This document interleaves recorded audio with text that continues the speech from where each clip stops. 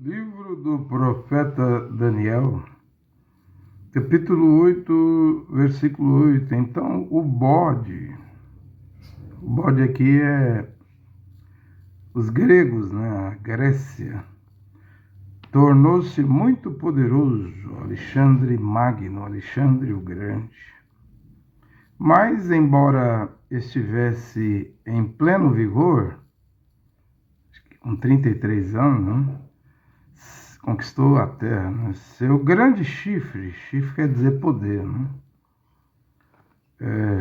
Seu grande chifre se quebrou, em lugar dele ergueu-se 4 outros magníficos, né? Na direção dos 4 ventos do céu. Ou seja, Alexandre morreu e 4 generais seus assumiram, né? Norte, sul, leste, oeste, Cassandro, Antíoco, Seleuco e Ptolomeu, né? De um deles, veja aqui, depois desses 4, né? Norte, sul, leste e oeste, de um deles saiu um pequeno chifre, que depois cresceu muito, tanto na direção do sul, né? O sul é o Egito, né? O Egito era o antigo rei do sul no Velho Testamento, né? Como a Síria era o rei do norte, né? De Antíoco Epífanes, né? Porém, o rei do norte, a voz falou para William Branham na 7ª visão do fim do mundo, né? Observe o rei do norte, a Rússia, né? Então não é mais a Síria, né? É a Rússia. De um deles saiu um pequeno chifre que depois cresceu muito, tanto na direção do sul como do oriente, né? Presta atenção. Como no país do esplendor. Esse país do esplendor aqui é Israel. Então aqui está apontando para o norte de Israel, né? Do norte de Israel vem esse pequeno chifre. E ele cresce em direção ao sul. Devemos estar atentos à profecia do capítulo 11 de Daniel, que diz que Fute, Líbia, Cuxi, Etiópia, pôr-se-ão aos seus pés. E também lá diz, Daniel 11, do versículo 40 ao 45, que ele vai estender sua mão e se apossar das terras do Egito. Então, essas 3 nações africanas, o Egito, ele vai se apossar do Egito. E você sabe que o Egito tem um canal de Suez, né? Tal como Donald Trump ainda não assumiu e quer tomar o canal do Panamá, né? E também quer a Groenlândia. Mas esse pequeno chifre, no Oriente Médio, a Escritura fala em Daniel 11, do versículo 40 a 45, que ele vai colocar a Líbia e a Etiópia, Cuxi e Fute, aos seus pés. Mas suas mãos vai se estender até o Egito. As preciosidades, a riqueza do Egito. Então, o pequeno chifre é um conquistador, um invasor, né? Um dominador, um império, né? E vimos que a Síria do Bashar al-Assad, essa família al-Assad, que estava há 50 anos no poder, caiu. E o protetorado ali, ou quem patrocinou para derrubar a família al-Assad, foi Recep Tayyip Erdogan. Erdogan da 666, a Turquia, né? Eu vou continuar falando, eu devo falar sobre essas coisas, né? Então, olha o que a Escritura fala sobre o pequeno chifre. Vai crescer muito, tanto em direção do sul, aí é o Egito. Está profetizado que vai cair na mão dele, né? Também na direção do Oriente, né? E na do país de esplendor. O país de esplendor é Israel. Há uma profecia da Bíblia que a cidade de Jerusalém vai ser tomada. Zacarias 14, versículo 2, né? Reunirei todas as nações contra Jerusalém, e a cidade será tomada, invadida. As mulheres violadas, as casas saqueadas, e metade da cidade irá para o cativeiro, né? Essa é a batalha do Armagedon, eu não tenho dúvida, né? Porque Jeová, Yahvé, El Shaddai, Adonai, Elohim, ele diz ali, eu mesmo sairei na batalha, né? Depois, primeiro vai haver a tomada de Jerusalém, com Mossad, IDF, Zezael e tudo. Não tem como, a profecia diz que Israel vai perder. Antes tem muita coisa para acontecer, né? A guerra do Gog, Ezequiel 38, 37, 11, o Gog vai ser enterrado no Vale do Oberim, né? Ao leste do Mar Morto. Mas o Armagedon é o norte. O Vale do Meguido é o Vale do Armagedon, né? São dois vales, duas guerras. Antes também, em algum momento desse aí, Israel vai construir o terceiro templo, né? Se vai desmontar o Domo da Rocha, né?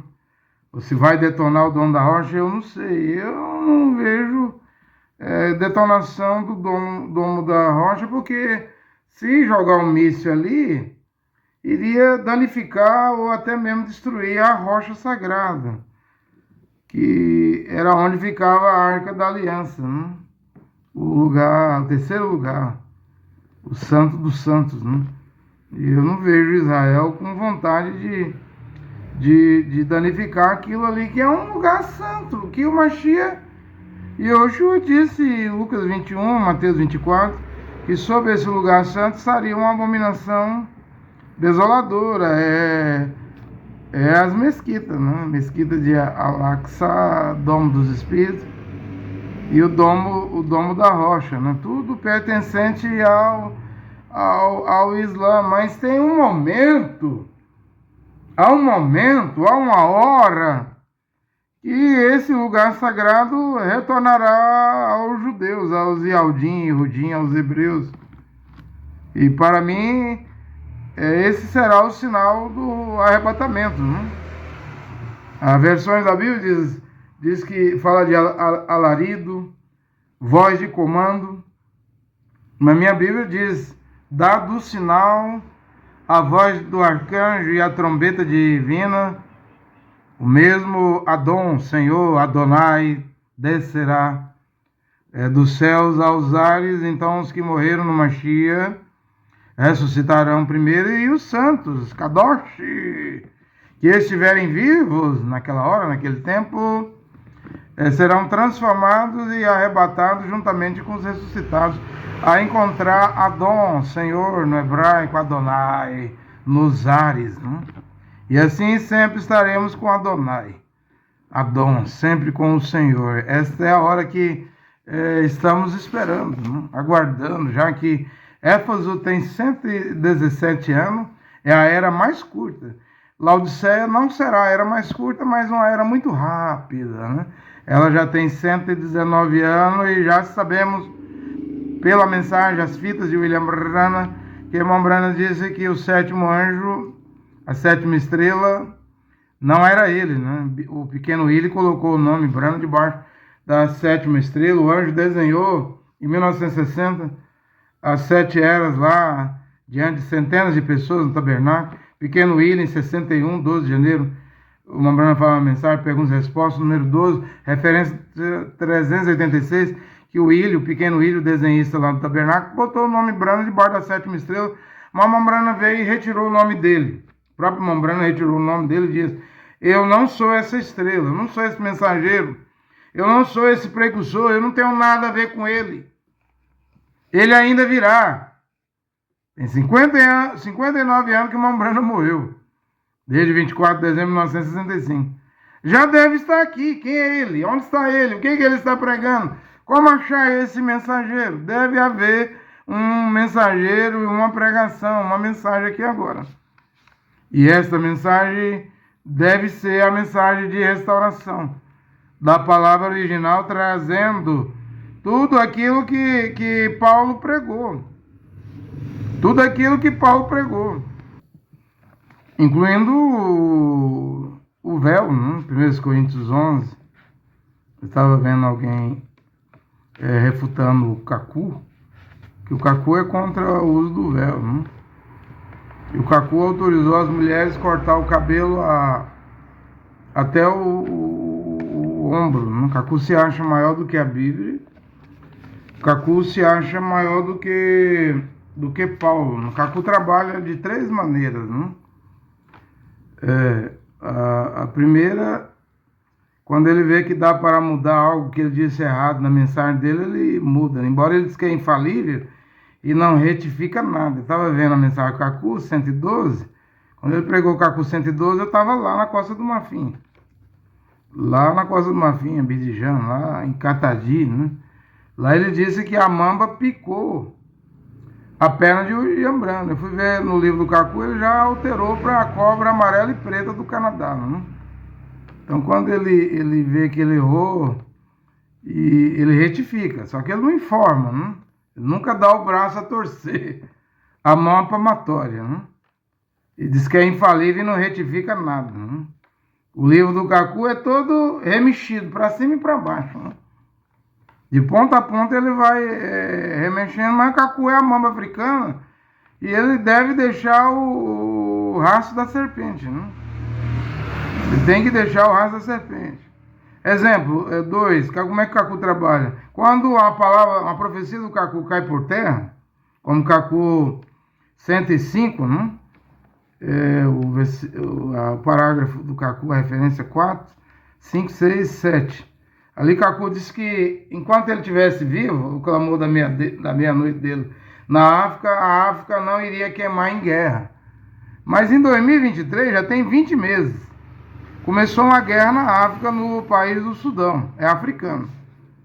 Já deslocou 11 milhões de pessoas. É o maior êxodo de pessoas saindo das suas moradias para não morrer. E já morreu dezenas e dezenas de pessoas, né? É a guerra no Sudão, né? Isso aí o Kaku apagou do livro dele. Embora todo membro cacuísta, todo fiel do Kaku sabe que o Kaku disse que enquanto ele estivesse vivo e o clamor da meia-noite dele estivesse lá na África, na Costa do Marfim, não haveria guerra em nenhum lugar na África. Para que o clamor dele soasse e os negros africanos fossem salvos, recebessem a salvação. Kaku diz que é salvador, né? Mediador. Ele diz, mas não é, mas diz que os negros iriam receber a salvação em paz. Olha o Sudão. O Sudão está em guerra. E guerra feia, né? Mas ele apaga. Ele apagou, né? Muita coisa. Por exemplo, Kaku fala que em 1995, um anjo de Satanás dava as revelações para ele. Visões, sonhos, revelações. Ele correu lá e apagou. Por que ele apaga? Porque isso compromete o Kaku. Isso compromete o Kaku. Mostra que Kaku é falso profeta. Também Kaku trabalha de uma terceira maneira, né? Ele pega um acontecimento que ocorreu lá no futuro e traz para o passado. Por exemplo, ele foi preso, não sei se foi em 2000 até 2021 ele estava preso. Aí ele colocou isso lá no Kaku 1. Kaku 1 é de 2002, né? Ele escreveu aquilo em 2002, ele pega um evento lá de 2021, traz para 2002 e ninguém no cacuísmo fala nada.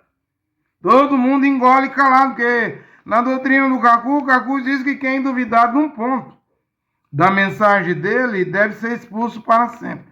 Mas o próprio Kaku apaga, modifica, traz acontecimento do futuro para o passado. O próprio Kaku faz uma bagunça. É o maior bagunceiro, profeta bagunceiro, né? E o que vai acontecer com o Kaku? Né? O que vai acontecer com ele? Nessa bagunça, dessa pregação dele. É uma bagunça tão grande que lá tem divórcio, lá o homem pode ser pregador, dirigir congregação e ter 2 mulheres. O próprio Kaku casou 7 vezes com 7 mulheres, né? Tem um harém lá na Costa do Marfim, lá com várias mulheres, né? É uma bagunça, aí não tem salvação, né? Agora, ele é bom para depenar, né? Para depenar, né? Arrancar as penas. Ele é bom para dinheiro. Aqui no... Vou dar um exemplo aqui. Ele diz aqui no Cacu 38, referência 3, né? Sobre dízimo. E Paulo nunca mandou pagar dízimo. Mas veja o que o Cacu faz. Ele está dizendo que quem não paga dízimo é ladrão e vai para o inferno. Chega a dizer que aqueles ladrões lá, de 1 Coríntios 6, versículo 9 e 10, os roubadores, os ladrões não entrarão no reino de Deus. Cacu diz que é os não pagadores de dízimo. Nada a ver, gente. Paulo nunca deu ordem para as nações dos gentios pagar dízimo. Mas o Cacu diz que se você não pagar dízimo, você vai entrar em problemas financeiros. Mentira. A doença vai rondar a pessoa que não paga dízimo. Outra mentira. Gastará o dinheiro com os médicos. O Cacu diz que o que você recusou dar o dízimo a Deus, então não vai ficar com você. Você vai gastar com os médicos. Mentira. E Cacu ainda diz assim, muito mais coisa ruim vai acontecer com quem não paga dízimo. Ele quer receber dízimo. Aquele que não paga dízimo, o Cacu diz que é ladrão, baseado em Malaquias 3, 8 e 10. Malaquias 3, 8 e 10 é para os hebreus, para os judeus. E dízimo lá, Matitial 23, 23, Machia Oshua diz que é comida. Mandou pagar dízimo de endro, comim e hortelã, não de dinheiro. Lê o livro de Tobias. O dízimo sempre foi alimento. No caso do Tobias, eu acho que ele estava na Síria, ele ia a Jerusalém entregar os dízimos dele, embora nem todo judeu no exílio fazia isso, exilado. Mas Tobias obedecia, ele não olhava para o judeu no exilado que não queria praticar. O importante era ele cumprir o papel dele, que Deus estava observando Tobias, né? Tobide, o pai de Tobias. Então você vê lá que ele vende os alimentos, que é dízimo, vende em dinheiro. Quando ele vai para Jerusalém, chegando lá, ele pega o dinheiro, volta a comprar alimento e entrega o dízimo em alimento. Dízimo sempre foi alimento. Nunca foi pix em dinheiro, cédula, papel, dinheiro, papel, moeda. Nunca foi prata, moeda. Dízimo nunca foi pix, cartão de crédito, dinheiro. Digital nunca foi. É alimento. Para que haja alimento na minha casa. Malaquias diz isso para os levitas. Todas as 11 tribos recebeu terra. Os levitas, o Criador Jeová disse, eu serei vossa porção.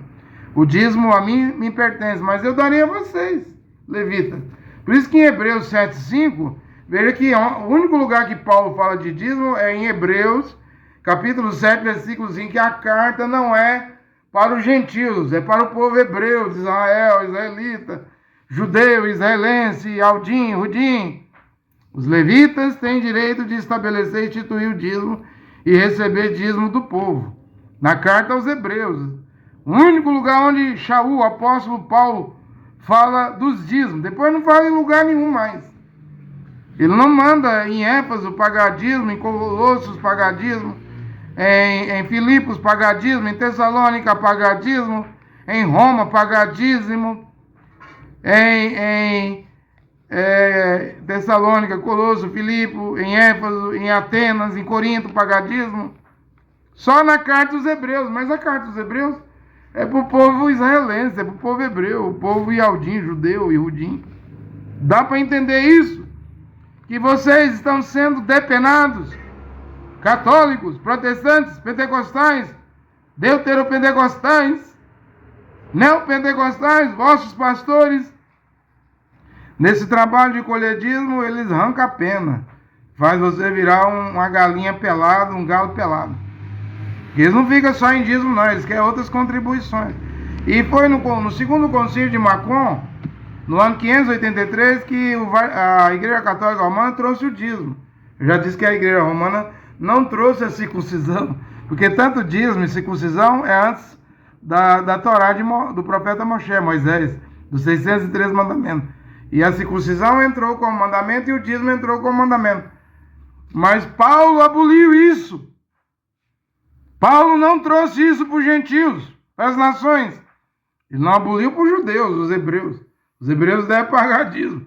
Nós não temos mandamento para pagar dízimo. Você entende isso? Porém, a igreja romana não trouxe a circuncisão, que é a cirurgia de fimosa. Aí ia doer, não? Dói, né? Na pele, arrancar carne, o excesso de carne. Mas aí ela trouxe coisa mais fácil. Primícias, dízimo. E aí as igrejas evangélicas, protestantes, pentecostais, deuteropentecostais, neopentecostal, trouxe isso da igreja romana, do Concílio de Macon II, no ano 583, e é isso hoje que faz as igrejas serem multimilionárias. Porém, as igrejas estão se desmoronando, se autodestruindo dentro delas mesmas, seus líderes, os escândalos, morte, estupro, violência, roubo, crime, organizações criminosas. As igrejas estão deteriorando, se desfacelando, se acabando. Não precisa, é só questão de tempo, não precisa fazer nada. Cada igreja, seja batista, quadrangular, Assembleia de Deus, Bola de Neve, Deus é Amor, Adventista, cada igreja vai se autodestruir, porque são obras do diabo.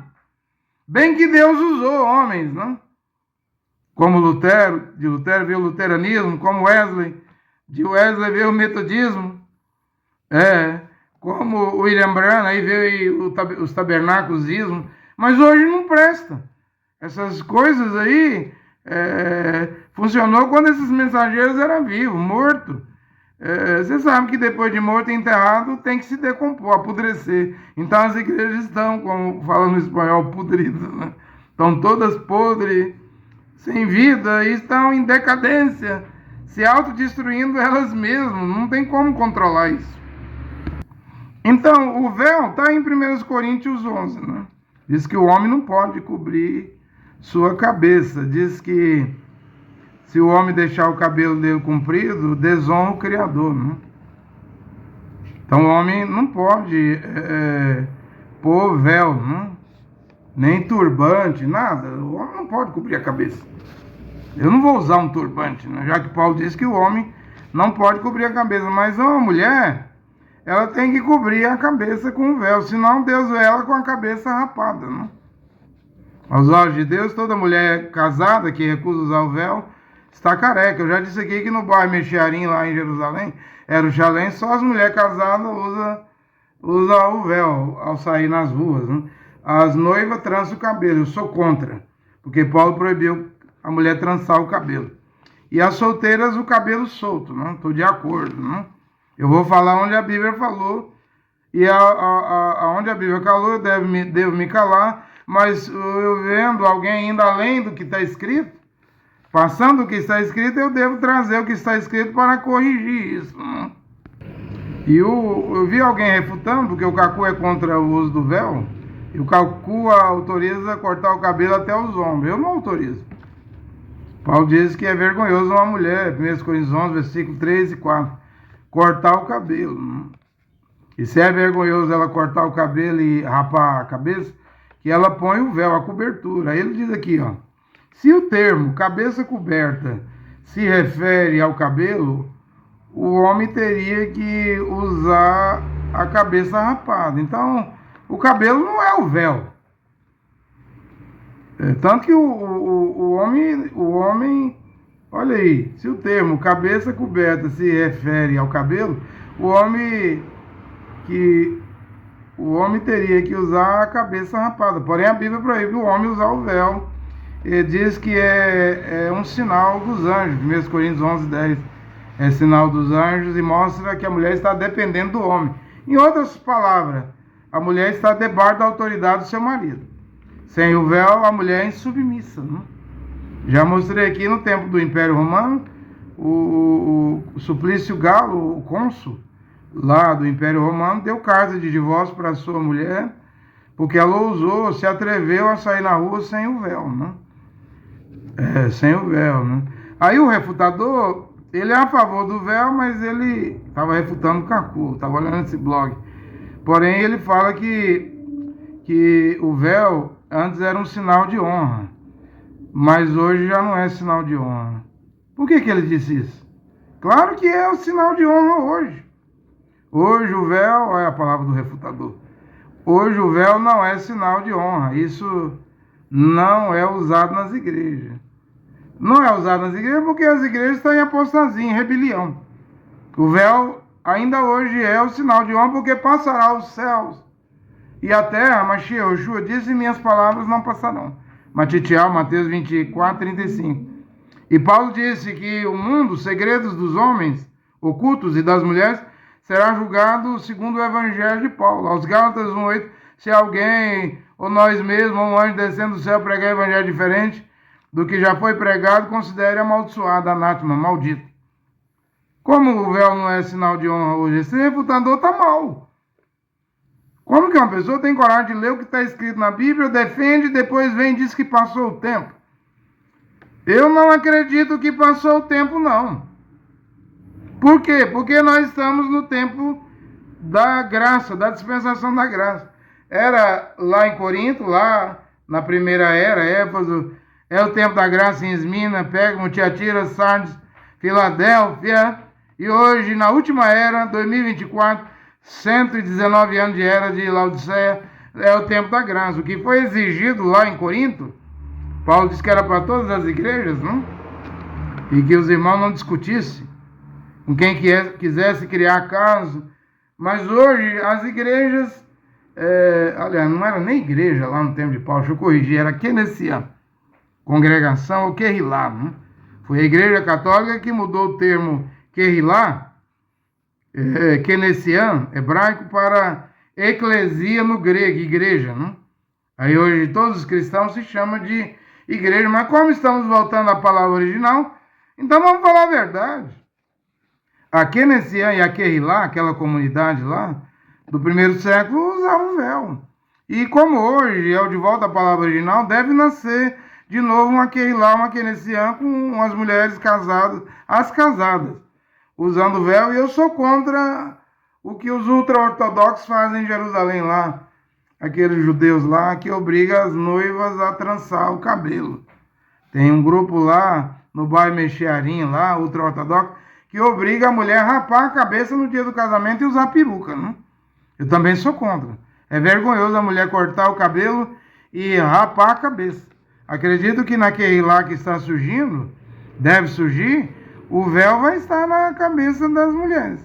Que a mulher casada, ela só deve mostrar o seu cabelo ao seu esposo, ao seu marido. Eu vi outro dia uma mulher muçulmana dizendo que na casa dela, ela tira o véu, que as muçulmanas usam véu, para o pai dela, para o tio dela, para a mãe dela, para o irmão dela, para os parentes dela. E ela diz que quando vem uns amigos na casa dela, amigos pessoais, ela diz que retira o véu. Ela não vê problema em mostrar o cabelo dela para os amigos, sendo ela muçulmana. Porém, eu afirmo que, de acordo com 1 Coríntios 11, são 15 escrituras, uma mulher só deve mostrar o seu cabelo ao seu marido, a ninguém mais. É o que eu afirmo nesta hora. É o sinal de honra da mulher. E as mulheres não trazem o véu. E Paulo diz que uma mulher que não usa o véu desonra a sua cabeça, que é o seu marido. E se um homem cobrir a cabeça, ele desonra a cabeça do varão, do homem, que é o Mashiach. Mas eu gostei desse termo aqui, né? Ele defende o véu e depois é contra o véu. Mas ele diz aqui, ó, se o termo cabeça coberta se refere ao cabelo, o homem teria que usar a cabeça rapada. Quer dizer, cabeça coberta é o tecido, é o véu. O homem não deve usar, mas é para a mulher usar, nesta hora, né? Bem, eu também devo dizer que eu venho estudando detalhadamente as 2.300 tardes e manhãs, né? E eu vi que há dois grupos aí de pregadores, né?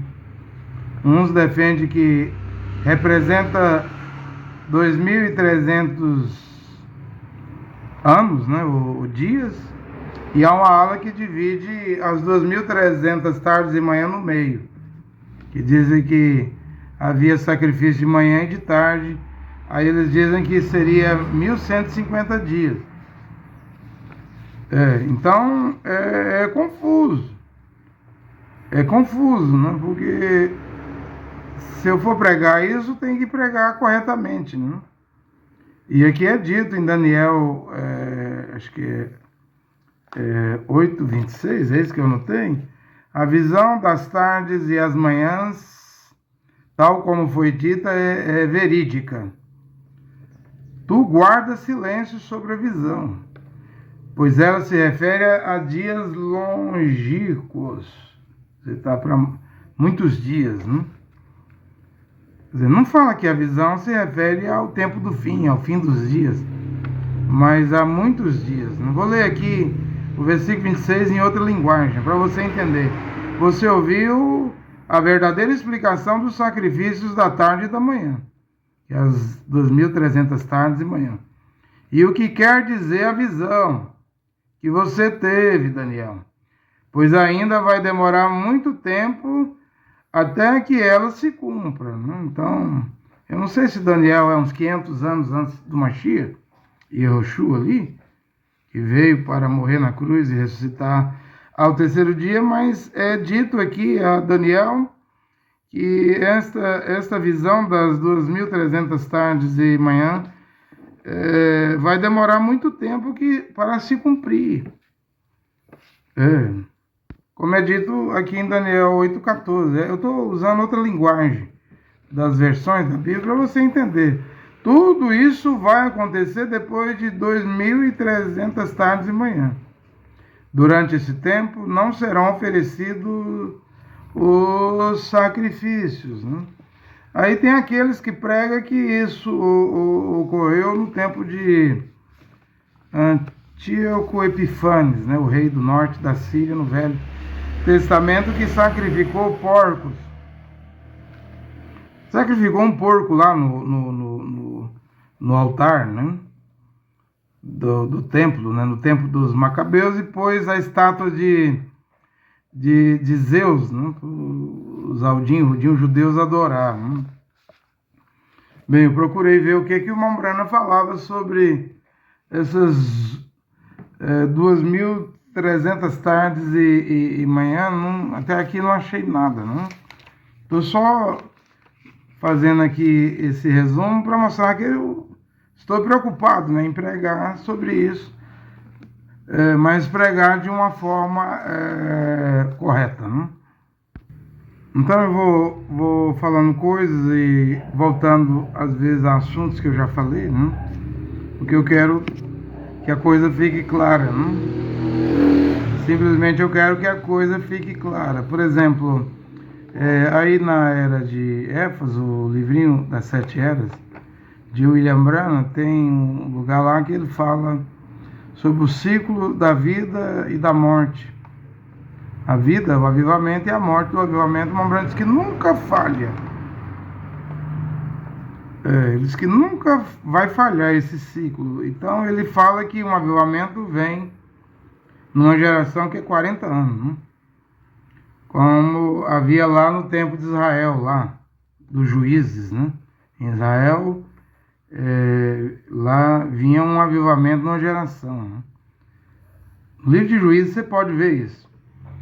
Então, nesse caso, em 1933, o William Branham começou a pregar. Se um avivamento é 40 anos, 1933 mais 40 dá 1973. 1973. Seria os primeiros 40 anos da mensagem de Mambrana. Porém, o mensageiro morreu em 24 de dezembro de 1965. O Mambrana falou que quando o mensageiro morre, sua mensagem se foi, virou história, seu corpo vai para a sepultura, para o túmulo, né? Para o sepulcro, para o cemitério. É o que o William Branham diz, né? E o Mambrana fala que um avivamento é 40 anos, mas quando o mensageiro morre, o Mambrana também diz assim, o grupo do mensageiro é selado, né? Olha, o que acontece quando o mensageiro morre? Sua mensagem se foi, se está na mensagem, Cristo é identificado em todas as gerações, né? Sua mensagem se foi, virou história, seu corpo é colocado no túmulo, aí seus discípulos vão criar ismo, dogma, crenças, doutrinas erradas. Vai se dividir, né? Vai haver divisões, né? Porém, William Branham tinha dito que quando o mensageiro morre, o seu grupo é selado com ele. Então, aqueles que conheceram o mensageiro, conheceram William Branham, foram selados com William Branham, né? Mas vamos caminhar nesse princípio aqui. Uma geração, 40 anos. Começou em 33 a pregação de William Branham.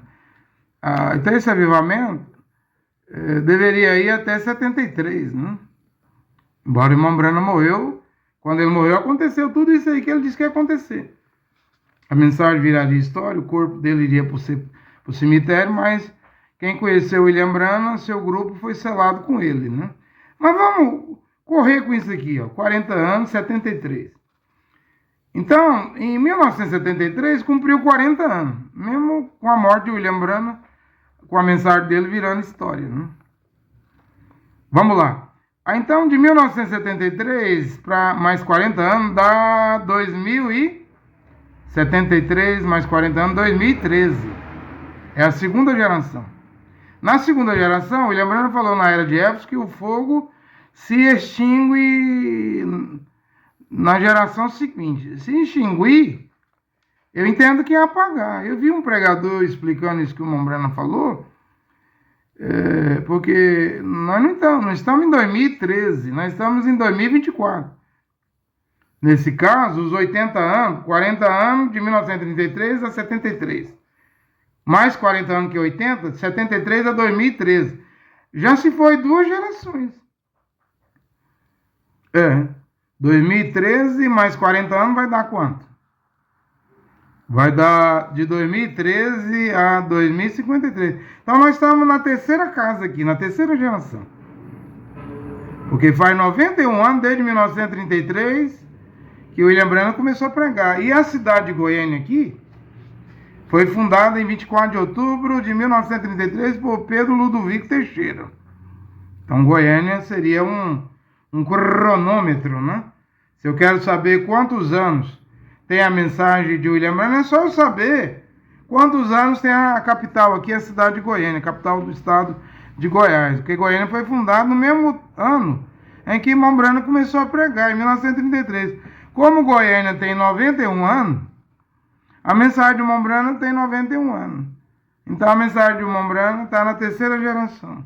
O que o William Branham fala na era de Éfeso que ocorre na terceira geração? Na terceira geração, os tições brilham superficialmente.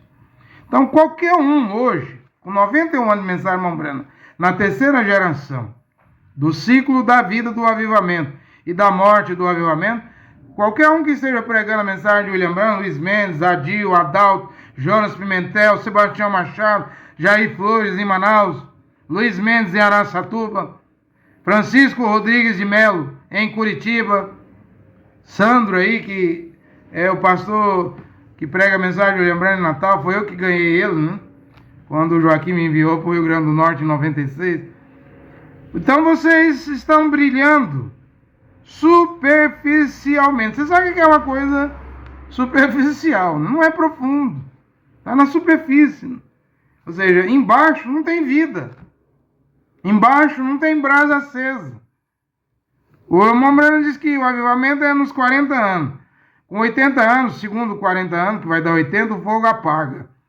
Na terceira geração, e essa vai do ano 2013 a 2053, desde 2013 estamos na terceira geração, então é tempo de tições brilharem superficialmente, ou seja, vocês estão pregando a mensagem de irmão Branham, mas não tem vida, não tem brasa acesa, está apagado, está morto, está tudo morto aí dentro do tabernáculo. Eu vou responder uma pergunta agora, no final da minha pregação, ela está aqui, ó. Eu vi alguém dizendo que é impossível, mas eu não vejo hoje que isso é impossível. Ou seja, todas as igrejas têm um só líder, uma só fé, né? Tem gente que diz que é impossível. E estarem todas juntas, será que isso é impossível mesmo? Eu ainda vou comentar coisas aqui, pregar coisas. No final, eu quero dizer que isso é possível, porque hoje cada igreja é dividida. Eu já fui da Batista, tem dezenas, centenas de batistas. Já fui da Assembleia de Deus, tem milhares de Assembleias de Deus. Já fui do Tabernáculo, tem milhares de tabernáculos. Cada pastor é dono da sua igreja e os fiéis pagam dízimo a ele. Aí ele não precisa trabalhar. Tem fazenda, chácara, apartamento, mansão, carro zero. E só prega às vezes dia de domingo. No resto da semana está na fazenda. Criando bode, criando gado, criando peixe, né? É empresário, né? Fazendo a renda aumentar às custas de dízimo a qual Paulo nunca mandou os gentios pagar. Nas 14 cartas não tem mandamento para os gentios pagar dízimo. E num tempo onde o Mombrana fala que na terceira geração, e essa vai do ano 2013 a 2053, no entanto nós estamos em 2024, essa terceira geração, se ela terminasse, só terminaria em 2053, da mensagem do Mombrana. O Mombrana diz que não tem vida. Tudo aí é superficial. Você não vê os tabernáculos na casa eu vi esse pastor, filho do pastor Baruti Kasogo do Congo, o Carlos Baruti, que assumiu o tabernáculo lá de 10 mil pessoas, que está até também se desmoronando, desfacelando. Eu estou vendo briga lá dentro, né? Pastores pedindo demissão, e eu vi ele desejando Feliz Natal com a árvore de Natal. Paganismo, a religião dos tabernáculos hoje que dizem pregar a mensagem Mombrana é superficial. É paganismo na árvore de Natal, é paganismo presépio, é paganismo luz piscando, é paganismo Papai Noel, é paganismo luz piscando. Árvore de Natal, panetone, é paganismo. Copia o mundo. Ou seja, os tições na terceira geração, que começou em 2013, contando lá de 1933, os pregadores superficiais. Se chegasse a 2053, iria para a quarta geração do ciclo da vida, do avivamento e da morte do avivamento.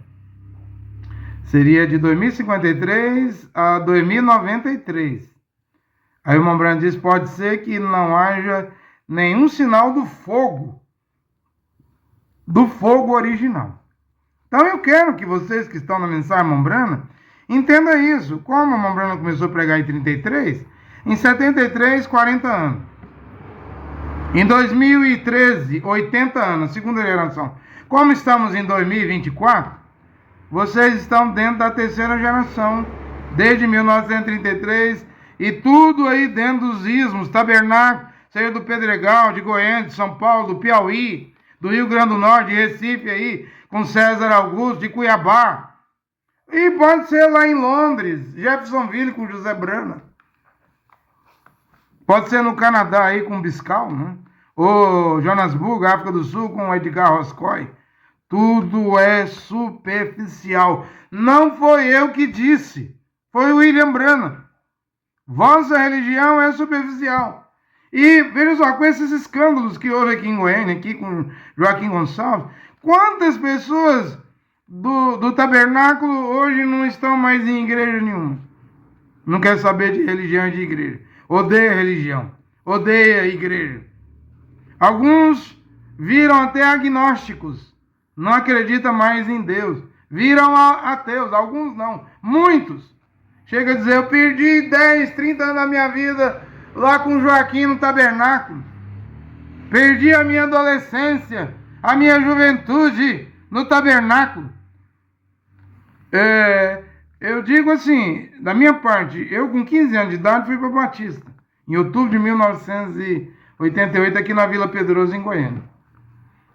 Já em 89 fui para a Assembleia de Deus, aqui do Albino, pastor Albino, né, do Campo de Campinas, na Vila Concórdia, aqui em Goiânia.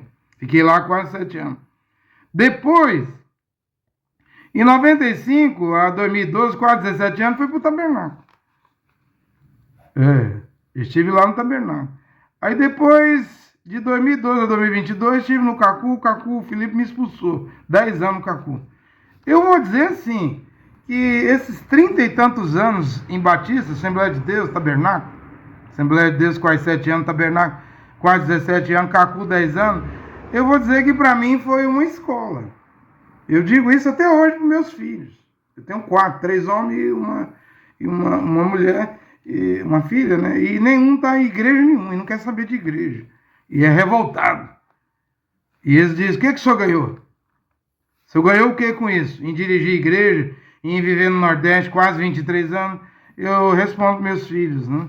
Eu não estou revoltado, eu digo assim, foi uma escola, um pedagogo, um aio, numa ponte. Cada igreja batista foi uma ponte para passar, o tabernáculo outra ponte para cruzar, a Assembleia de Deus uma outra ponte para transpor, o cacuísmo outra ponte para queimar ela, né? Queimar, passar por essa ponte e queimar de vez. Foi escola, aprendizado. Paulo esteve no judaísmo, até autorizou a morte, consentiu na morte de Estevão. Atos capítulo 8, versículo 1. Os hebreus ficaram 430 anos escravos no Egito. Eu sei, eu falo para meus filhos, minha filha. Ficar 30 e tantos anos dentro de uma igreja é uma escravidão mental, psicológica, escravidão do corpo, escravidão da alma, do espírito. Não é bom a escravidão. Mas eu não fiquei 430 anos tomando chicotada. Chicotada lá no Egito, fazendo tijolo. Eu fiquei 33 anos, 30 e tantos anos, escravo de igreja. Eu sei que não é bom, mas eu devo ter isso como uma aula, uma escola, um aprendizado.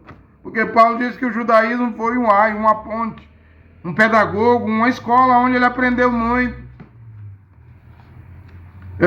Então é assim que eu respondo. E voltar para alguma igreja, eu não volto mais não. Eu estou pregando a palavra original. Eu disse que eu preguei 7 trovões, 7 dias, cada dia um trovão. Sem ter um seguidor, sem ter um discípulo, sem ter uma pessoa que acreditasse no que eu estava pregando, mas mesmo assim eu preguei. Eu não preciso de ter seguidor para pregar a palavra. Se tiver, bom, né? Pessoas, embora se houver seguidores, vai ter 3 grupos. Vai ter pessoas justas, vai ter pessoas ímpias e vai ter pessoas incrédulas. Se juntar pessoas aqui nisso que eu estou pregando, vai formar 3 grupos de novo. Mambrana pregou 3 classes de crente, não? O crente, o manufaturado e o incrédulo. Eu já prego que se houver grupo de pessoas aqui, nisso que eu estou pregando, vai ter o justo que com muita dificuldade vai se salvar. Porque a porta é estreita. Minha mulher diz assim para mim, você não está pregando porta estreita, não. Do jeito que você prega a sua doutrina, isso não é nem porta estreita, isso é só 30% da porta aberta, não dá nem para passar. Eu respondo para minha esposa, pois eu vou continuar estudando a Bíblia, procurando doutrinas para santificação, para ser um kadosh, um santo, uma santa, eu vou apertar mais. Vou apertar mais. Vou pregar apertando mais, doutrina mais apertada. Porque a Bíblia diz que o justo se salva na casa de Deus, Betel, casa de Deus. O justo, que são os santos, os kadosh, se salvará com muita luta, muita dificuldade. Paulo disse, é por muitas tribulações que importa nos entrar dentro do reino de Deus. Lá, no tempo de Shaul, era com crucificações, espada, depois veio fogueiras, boca de leões, leopardo, onça, javali, tigres.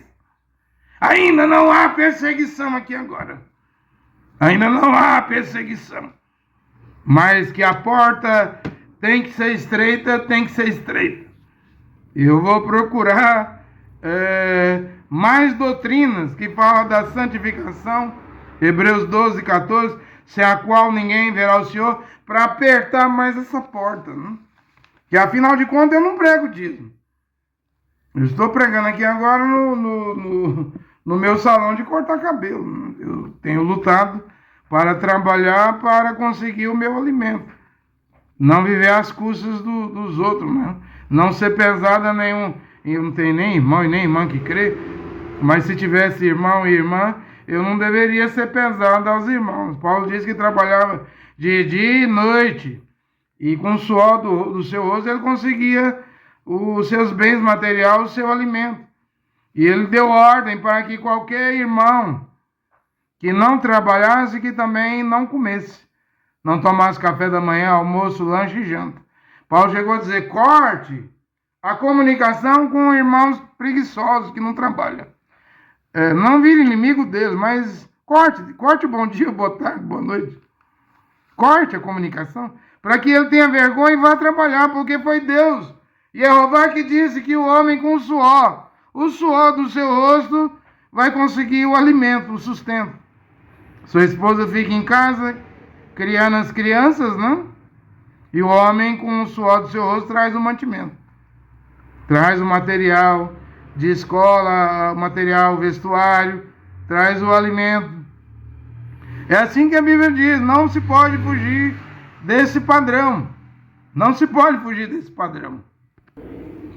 Então eu volto aqui no capítulo 8 do profeta Daniel, ainda sobre o chifre pequeno, porque se o que eu estou a pregar é a palavra original, e se o que eu preguei, tá aí, 7 pregações sobre 7 trovões, se verdadeiramente aquilo que eu preguei ali, os 7 trovões, são as revelações contidas nos 7 selos que o Mombrana pregou, se isso aqui é 7 trovões, então esse antimachia, essa besta, já deve estar aqui na terra. Eu não vou falar do falso profeta, que vai fazer fogo cair do céu, não é os Estados Unidos, que vai fazer grandes sinais, grandes milagres, grandes maravilhas, para seduzir os habitantes da terra. Ele ainda não está aqui, mas ele vai aparecer. Ele simplesmente vai aparecer porque é através dele que vai se erigir uma imagem à besta, ao antimachia, ao cavaleiro chamado morte, o montador chamado morte, cujo Sheol, o inferno, o acompanha. E ele vai estar montado no cavalo esverdeado. Verde é a cor do Islã. Eu sei que Mombrana pregou o quarto selo, o cavalo amarelo, mas era King James, Scofield, né? Tá errado. O correto é verde. Esverdeado, é a religião do Islã. Vou concordar com William Branham, que os papas de Roma cavalgou no cavalo branco, com a coroa, um arco sem flecha, no cavalo vermelho com a grande espada matando a Santa Inquisição, né? Tribunal da Santa Inquisição, com a balança no cavalo preto vendendo indulgência, mercadejando salvação. Porém, nós estamos agora no quarto selo, cujo cavalo não é mistura de tinta branca, vermelho e preto, como diz o William Branham, da cor amarela. Agora o cavalo é esverdeado, é verde, é o Islã. Porque esse pequeno chifre aqui, de Daniel 8:9, ele sai do norte de Israel, é do Oriente. É do Oriente, ele cresce muito. Ele vai chegar até o Egito, ó, o sul. Vai enfiar suas mãos e tomar o Egito. Ele vai crescer ali no Oriente, ali, ó. O Oriente é Iraque, Arábia Saudita, Irã. Então diz aqui que ele vai crescer a tal ponto que ele vai invadir o país do esplendor, a terra gloriosa, a terra formosa de Israel, né, da cidade de Jerusalém. Vai tomar, vai invadir Jerusalém, vai tomar Jerusalém para ele. Você pode ler isso aí, Zacarias 14, reunirei todas as nações contra Jerusalém, e a cidade será tomada. É bíblico. Mesmo que você queira que Jerusalém não caia na mão do Islã, né, dos muçulmanos, vai cair na mão deles, é profecia. E precisa cair na mão dos muçulmanos para depois Jeová, né, vir e pisar os pés, é claro, na forma do filho Yehoshua, no monte das oliveiras, e rachar o monte no meio e vir defender Jerusalém. Né? Então tá aqui, ele vem do norte de Israel. Eu tenho dito que o Erdogan, da Turquia, ele quer ser um sultão, né? O nome dele dá 666. Se é ele, eu não sei. Mas nessa hora de grandes acontecimentos, de fechamento da história mundial, do tempo do fim, nesta hora do tempo do fim, dos últimos dias, quem sabe, do momento final sobre a terra em que estamos vivendo, quem sabe é o Erdogan. Tem tudo para ser ele, não? Veja, eu estava vendo que a Turquia, ela tem a Organização dos Estados Turcos. Azerbaijão 1, Cazaquistão 2, tudo é turco. Kirguistão 3, Uzbequistão 4. E a Turquia encabeçando o quinto país, né? Isso é uma organização de países turcos, né? Você sabe que os turcos foi o Império Otomano, que destruiu o Império Romano no Oriente, em Constantinopla, atual cidade de Istambul, na Turquia, né?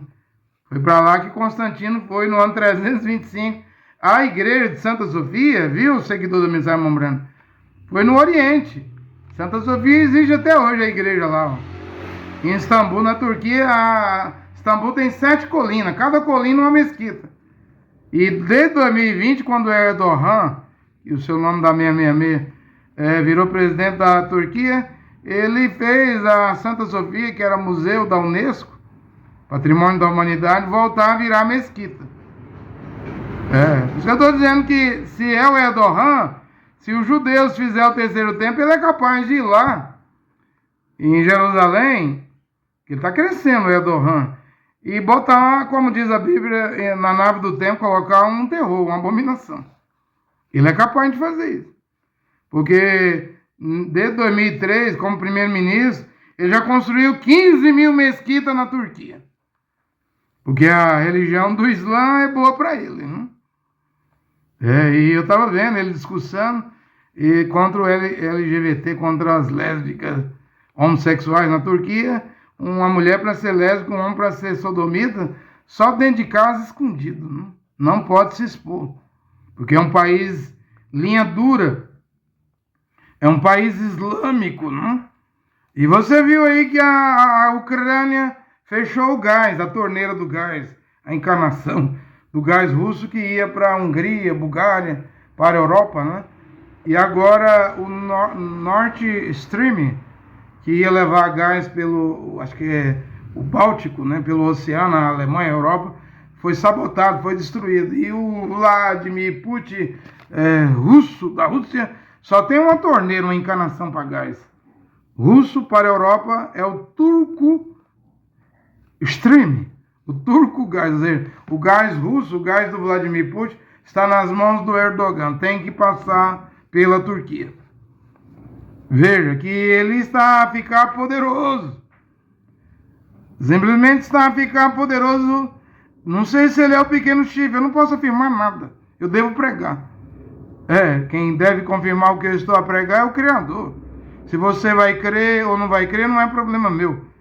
Minha responsabilidade é pregar. Então tem 5 países nas organizações dos Estados turcos, países turcos, nações turcas: Azerbaijão, Cazaquistão, Kirguistão, Uzbequistão, Turquia, e tem 3 países observando esse movimento turco.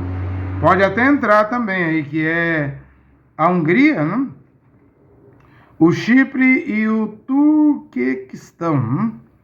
Eles estão nessa organização de países turcos, mas não como membros, e sim como observadores. E todo mundo hoje afirma. Eu estava vendo até uma mulher geopolítica em espanhol falando do Erdogan, dizendo que ele quer virar um sultão, ele quer trazer o Império Otomano. Ele está brincando com gente grande, ele está jogando com muita gente, jogando na Síria, jogando com o russo. Na OTAN, ele está na OTAN jogando com os Estados Unidos. Ele está jogando com muita gente grande. Ela diz assim: esse Erdogan quer ser um sultão. Ele é muito estratégico, ele é muito astuto. Aí ela disse assim: ele é um velho lobo do mar. E ela disse mais: ele tem os pés de barro. Isso é até a palavra de Daniel, né? Do sonho do Nabucodonosor, a pedra que saiu da rocha sem mão, intervenção humana, sem poder humano, vai cair nos pés de barro.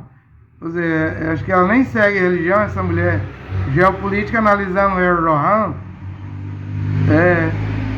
dizendo que ele tem os pés de barro. dizendo que ele é astuto, cruel, arrogante. Bem, isso é tudo característica do chifre pequeno. Uma mão na Rússia, uma mão na OTAN nos Estados Unidos, uma mão na Ucrânia, uma mão na Síria. Ela é espantada com o Erdogan, ela dizendo que ele quer virar sultão, e ele está em tudo. Está na OTAN, está no BRICS, está na Síria, está com gás russo na mão. Só que ela fala assim, quem brinca com fogo, dos dois lados, um lado deve se queimar. Ela está achando que o Erdogan da Turquia vai se queimar. Porque ela disse que o Erdogan está jogando com o Titã. Quem são os titãs? Rússia e Estados Unidos. Dos dois grandes titãs. Ele está jogando com esses dois grandes titãs e uma coisa pode dar errado e a Turquia pode se despedaçar. Será? Você não sabe que o nome Erdogan é 666? Será que pode se despedaçar? Ou será que é o chifre pequeno? Eu não vou afirmar. Eu só vou pregar. E observar os acontecimentos que estão acontecendo agora na Terra, nesse exato momento. Quando a qualquer hora pode aparecer a segunda besta de Apocalipse 13, versículo 11 em diante, né? Não é os Estados Unidos como pregou William Branham. Os 7 trovões mostra que o cavalo esverdeado é o Islã. Os 7 trovões mostra que a segunda besta é um falso profeta. Os dois, a besta e o falso profeta, vão ser jogados vivos dentro do lago que arde com fogo e enxofre, Apocalipse 19. Então não é um país, é um indivíduo que vai vir para projetar a primeira besta, que tem 10 chifres, 7 cabeças, parece um leopardo, uma pantera, pés de urso, mandíbula, boca de leão, e o dragão dará seu trono. O trono do dragão está em Pérgamo, Apocalipse 2:13. Eu sei aonde tu habitas, aonde é o trono de Satanás. Então o trono de Satanás está na Turquia. Mesmo a Antioquia, que foi a congregação que enviou Shaul, Paulo e Barnabé, antes estava na Síria, hoje está na Turquia, mesmo Antioquia, de onde Paulo foi enviado para pregar, né, por Roa HaKodesh, pelo Espírito Santo, o Espírito de Deus. Hoje está na Turquia, mas eu não vou negar a Bíblia, não. O trono de Satanás está em Pérgamo, continua lá. Nunca foi para o Vaticano. Nunca foi para Hollywood, Califórnia. Nunca foi para Nova York. Nunca foi para Paris, França, né? Eu sei, Napoleão, Hitler, né? Antíoco Epifânio, Nimrod, Senequeribe, o assírio lá, que no tempo do profeta Isaías queria destruir Jerusalém, né? No tempo do rei Ezequias, né? Esses aí são figuras desse antimachia que, na minha opinião, já deve estar aqui, porque ele começa não como um titã, como essa mulher geopolítica diz. O Erdogan está jogando contra titãs, com eles, né? Quem brinca com fogo se queima. Ele está jogando de um lado com os Estados Unidos, de um lado com a Rússia, porque a Turquia está entre a Ásia e a Europa. Está dos dois lados, né? Istambul está no intermediário entre a Ásia e a Europa, né? Mas a Bíblia que diz que será um chifre pequeno. Vai começar pequeno e vai arrancar 3 chifres. Eu já disse que com Erdogan caiu Saddam Hussein. Saddam Hussein morreu, mas até hoje ele tem um nome grande entre os árabes, né? Os sunitas e xiitas. Até hoje ele é um ídolo, né? Caiu também Muammar Gaddafi. Saddam Hussein no Iraque, Muammar Gaddafi na Líbia. E, por último, se você for estudar a história da Líbia, tem a mão do Erdogan aí também. E, por último, agora o Bashar al-Assad, a Síria, caiu por interferência da Turquia, do Erdogan. Tanto que o Al-Golani lá, o rebelde lá, que conquistou Damasco e mudou de nome agora, porque ele nasceu em Riad, nesse Al-Golani, Mohamed Al-Golani, Riad, nasceu na Arábia Saudita, né? Porém, agora ele voltou ao nome dele normal, né? Ahmed Al-Shara, né? Esse homem deve muito ao Erdogan, porque se não fosse o apoio da Turquia, ele nunca teria destronado lá, derrubado do trono lá o Bashar al-Assad, né? E então hoje Israel, a nação que é o povo de Deus, eu falo povo de Deus, porque lá dentro de Israel deve ter 144 mil israelitas para ser salvo, para salvação. Nem todo Israel vai ser salvo. Paulo disse isso em Romanos, né? Ainda que Israel seja como a areia da praia, só o remanescente, o resto, os 144 mil serão salvos. Então Israel hoje vê o grande risco que é a Turquia, porque depois do ataque terrorista contra Israel revidando, contra o Hamas, contra o Hezbollah, contra os terroristas entrando nesses países, Líbano, Gaza, né? Síria, atacando o Irã, o Erdogan passou a chamar Israel de regime nazista e Benjamin Netanyahu de Adolf Hitler. Começou a chamar desses nomes e ameaçar entrar lá em Jerusalém. Agora com a Síria na mão, porque a Síria faz fronteira nas colinas de Golã com Israel, ou seja, está bem pertinho agora, né? Na mão da Turquia, e o Erdogan não esconde seu desejo de invadir Jerusalém, invadir Israel, tomar Israel também, como tomar o Iraque, né? De virar essa superpotência. E a Bíblia diz que esse chifre pequeno cresceu muito.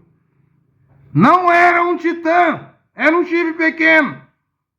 Quando ele vem, já existia Rússia. Quando ele vem, já existia França. Quando ele vem, já existia Estados Unidos. Porém, ele vai crescendo. Vai crescendo e crescendo.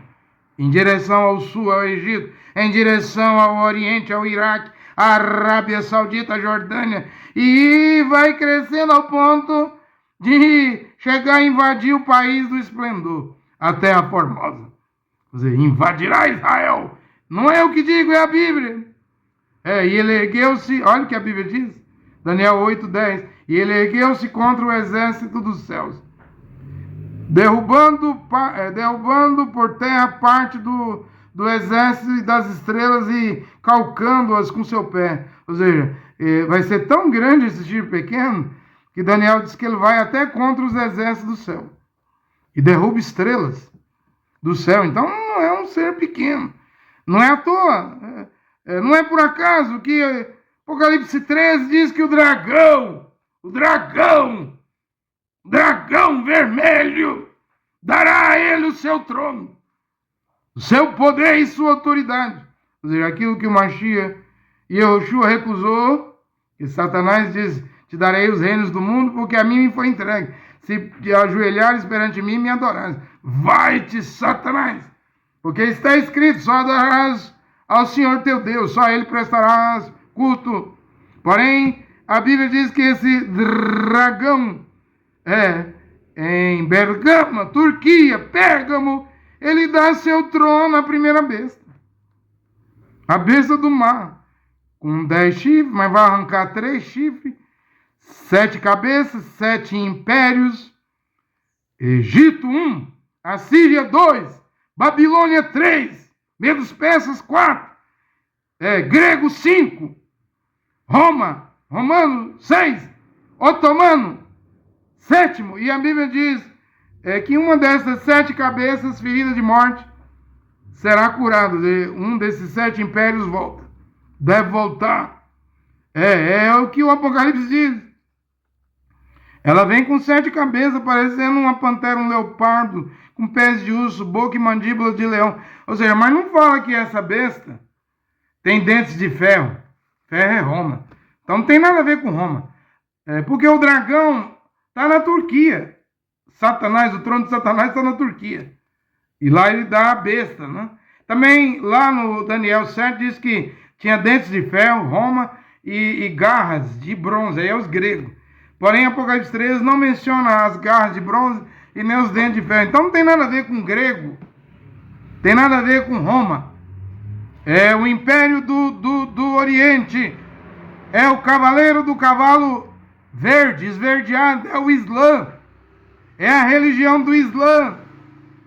Eu disse que eu tenho uma pergunta aqui, não? Se é possível, todas as igrejas evangélicas, pentecostais, deuteropentecostal, neopentecostal, todas as igrejas cristãs, protestantes, batista, luterana, metodista, presbiteriana, todas as igrejas católicas, ortodoxa, romana se juntar. Claro que é possível, gente.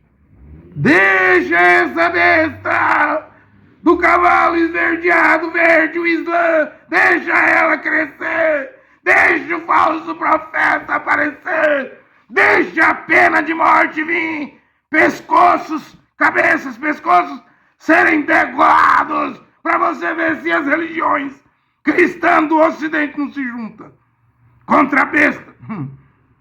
Mas mesmo assim a besta vai vencer em toda tribo, língua, nação e povos.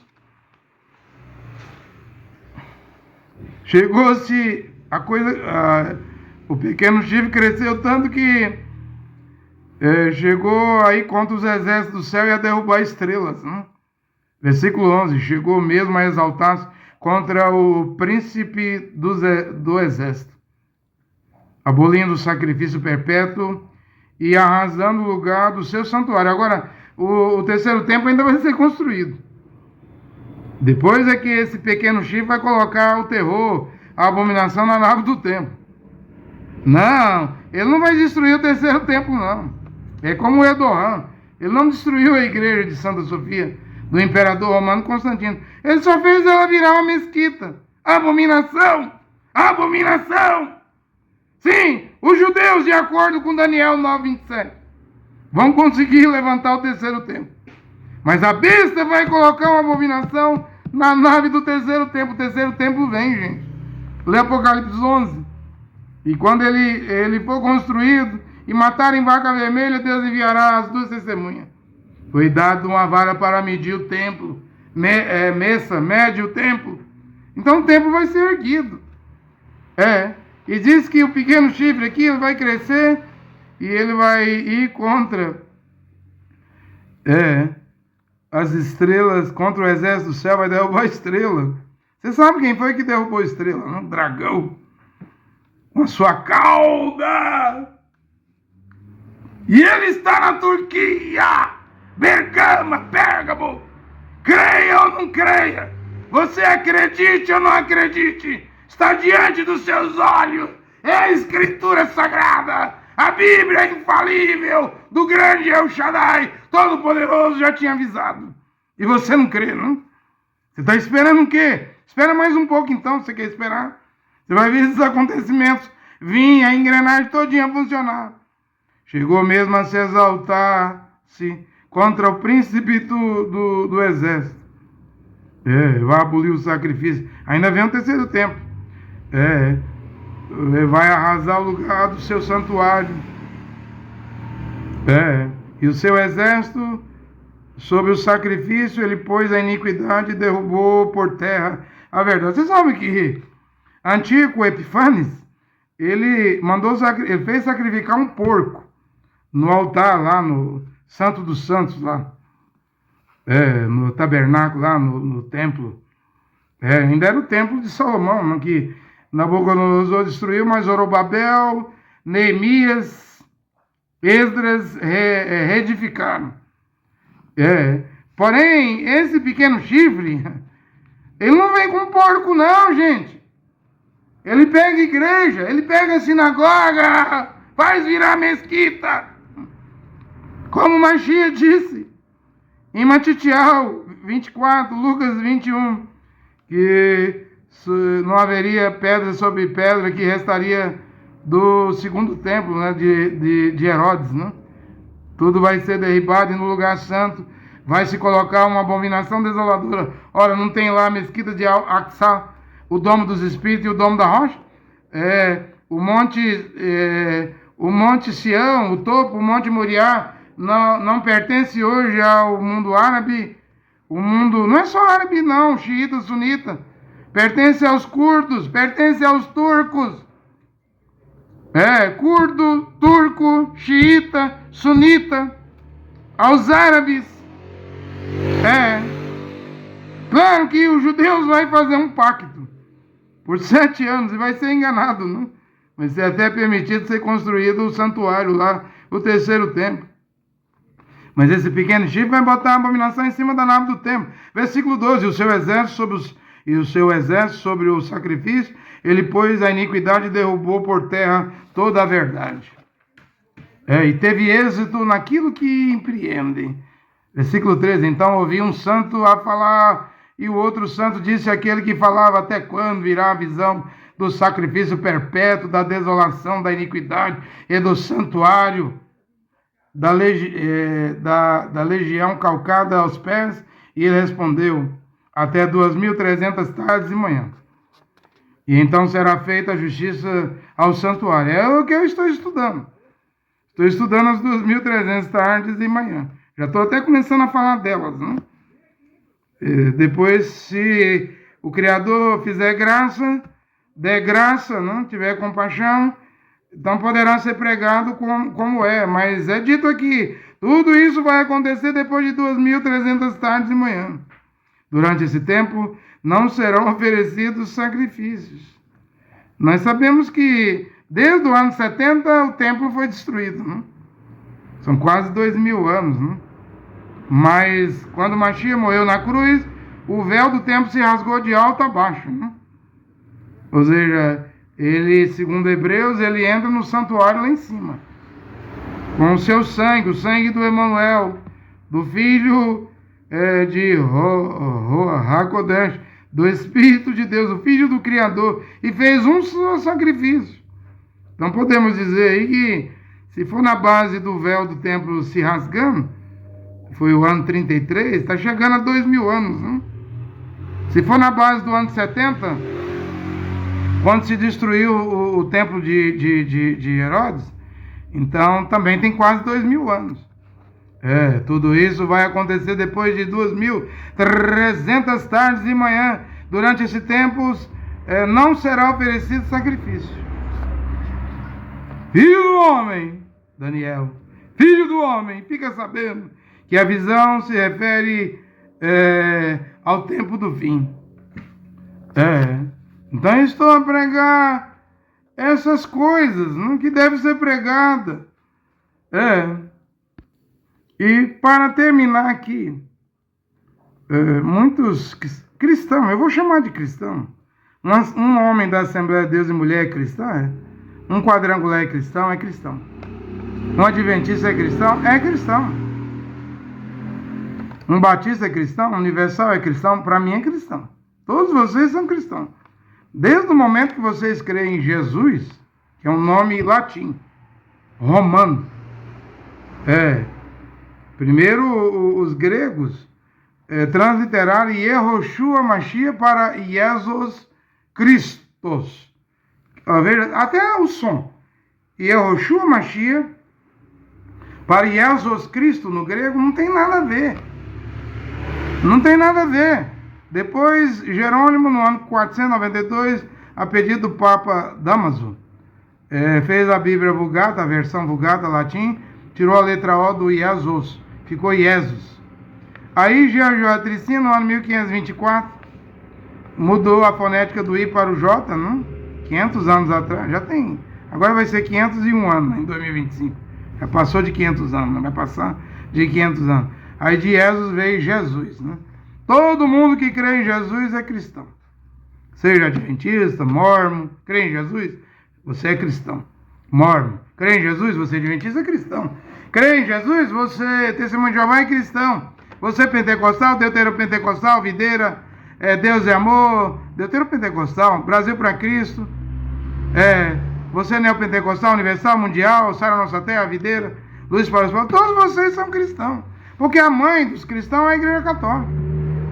Não vai me dizer que a Igreja Católica não é cristã. Todo católico é cristão. Aí o protestante, o pentecostal, deuteropentecostal, neopentecostal vai dizer assim: Não, mas o católico fala mais de Maria do que Cristo. Mas fala de Cristo. Cristo é grego, né? Fala de Jesus Cristo. Jesus é romano. O que eu estou dizendo com isso? Eu estou dizendo que não adianta nada ser cristão. Não há salvação para cristão. Se com tua boca confessares o nome em hebraico, Yehoshua, o Mashiach, que ele é Adon, o Senhor, Adonai, e em seu coração crê que Yehoshua, Yehová, o Pai Celestial, o ressuscitou dos mortos, você será salvo. Mas se você crê em Jesus, na sua Bíblia de versão falsa, dizendo para crer em Jesus, isso aí é mundo da Igreja Católica, gente. Isso aí fez você virar cristão. Você pensa que está salvo. Está salvo, homem acha que está salvo, mulher acha que está salvo. Todo mundo pregando Jesus, Jesus, Jesus. Isso é romano. Era para estar pregando em Yehoshua, o Mashiach. Não Cristo, mas Mashiach. Não Jesus, mas Yehoshua. Yud, He, Vav. Tem um trigrama, né? As 3 letras sagradas do tetragrama, porque o Pai é maior do que o Filho. O Pai é Yud, He, Vav, He. YH, WH, né? O Filho tem YHW. Já tá bom, já salva. O nome do Pai está no Filho. Manifestei o teu nome, ó Pai, aos homens que tu me deste. Não foi Jesus, porque a letra J só vem no ano 1524, com o embaixador da Igreja Católica, Jean J. Tricino, na Alemanha. E aí você não vê o erro? Que há traduções erradas, há tradutores errados, que a Igreja Católica criou o J lá, o Jean J. Tricino, que o nome de Jesus é propriedade, mas eu não creio em Maria. O que adianta? Eu não creio em Maria e creio em Jesus, é 6 por meia dúzia. É tudo farinha do mesmo saco. Mesmo que você não creia em Maria, mas creia em Jesus, você está dentro do catolicismo romano, da Igreja Mãe, do cristianismo. O pai é Constantino, imperador, né?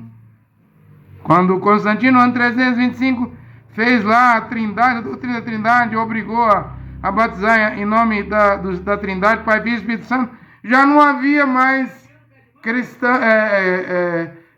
crente, não é cristão, é crente e rutim, judeu, como Kefas, que se chama de Pedro, e Jacob, que se chama de Tiago, e Ronan, que se chama de João, Shaul, que todo mundo chama de Paulo, já tinha morrido.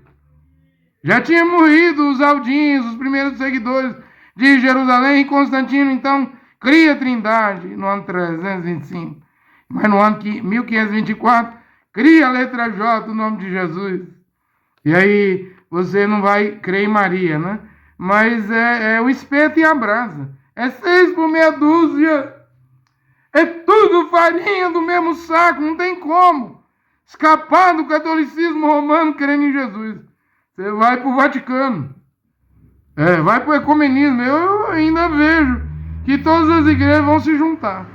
Quando o cavaleiro chamado morte cavalgar no cavalo verde, o Islã, quando essa criatura começar a matar, a pena de morte vir e virar essa guerra entre o Oriente, o cavaleiro verde, o pequeno chifre, a besta, contra o Ocidente. Aí vamos ver se junta ou não junta. Se não vão dar as mãos, debaixo de pena de morte. É o que está vindo aí pela frente. Desperta, evangélico. Desperta, católico. Ocidental, protestante, pentecostal, deuteropentecostal, neopentecostal. Desperta. É a última hora, filhinhos. Aí vem o antimachia. É possível que já esteja já na terra. Só falta aparecer o falso profeta, que vai aparecer a qualquer hora. Olha aqui, Yehová, o Criador, e seu filho, Yehoshua. Abençoe essa pregação nesta hora. Amém.